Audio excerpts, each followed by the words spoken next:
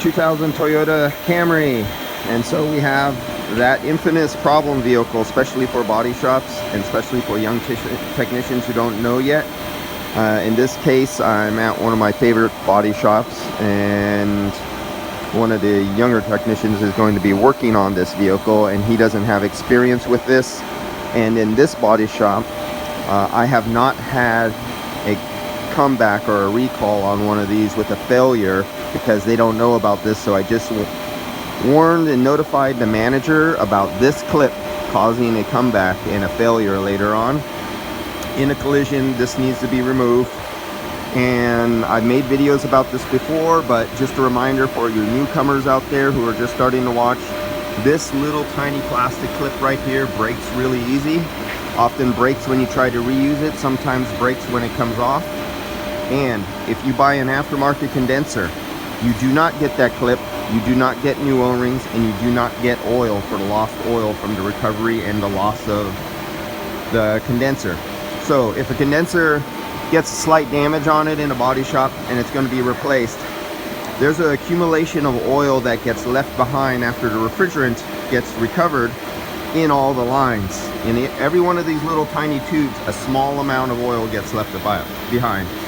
In the bottom of the receiver dryer, because this has desiccant material in it, a little bit of oil gets left behind at the bottom, and just the dryer sock inside soaks up oil like a sponge. So the entire sock acts like a sponge and absorbs some amount of refrigerant oil. And in this case, it's the ND12, because this is YF refrigerant. It's not electric, so it's not ND14 with the new YF. ND11 if it was a Denso unit with a electric compressor. You need to learn your different oils. There is no universal oil. So, getting back to the oil, you replace this. You buy OEM condenser, you get a small can of replacement refrigerant oil to compensate for the lost refrigerant oil by replacing this component. When you buy an OEM condenser, you get new O-rings to put on the ends of the lines. When you get a new condenser from that's original equipment Toyota, you also get this clip brand new. When you buy aftermarket, you get none of that. You're screwed. And so I know this will probably come back on me if I don't tell them now, so I'm warning them. I like this shop. That's, you know, when I like a shop, I'll tell them a lot more. I don't want to make the extra money by having to come out here. You know, this is, you know, if I do this once now all together, I'll make, if this came back as a comeback, I can make another $400, $500 having to be called, do a diagnosis, my time out there the first time. Then the shop has to take the bumper off and everything off and take it all apart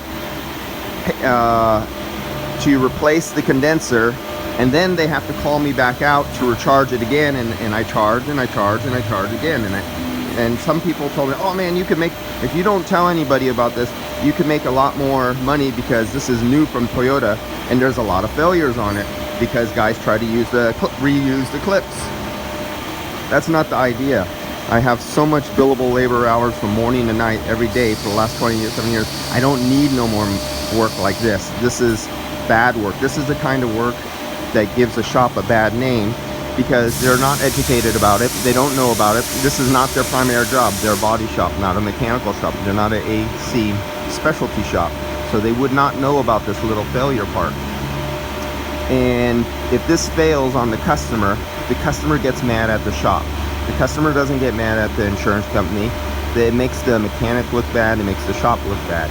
So if you can prevent, if you're a mobile mechanic and you do work for other shops, or if you're a sublet or a vendor, another shop who does mechanical work for every little piece of information you can give your shop who's doing the hands-on work to prevent them from having failures and comebacks and giving themselves a bad reputation or name in the industry in a whole, the more you do better for our industry and the more you do better for the shop itself. And so I'm just making this as a reminder for the people who are seeing this for the first time. This little clip is causing a lot of problems, and there's nothing wrong with the clip itself, but there's everything wrong with buying an aftermarket condenser that doesn't come with the clip, doesn't come with new O-rings, and doesn't come with oil. That's where the problem lies. And of course, you always do, and it shut off. Sorry, it took me too long to get up there with my video. But you always do analyze the refrigerant before you pull it out. And that's what I'm going through the process right here, doing the recovery. And if you are a mobile mechanic, and especially if you have several employees working for you going out to job sites, always color code. Don't rely on fittings, don't rely on anything, but always color code everything. Missed the call. All your tanks should be color coded. You should have no excuse. Actually, this is a brand new tank. I just started labeling it. I haven't even had time to put YF on here, but you know this is YF because you have the white stripe and I put a red stripe on here. This by itself indicates it's YF. When I have a recovery tank for R12, it will be all white. If it's R134, it'll be all blue. But well, that's if it's fresh. If it's recovery, it'll be gray on the bottom, yellow on the top, and then I have it color coded with stripes.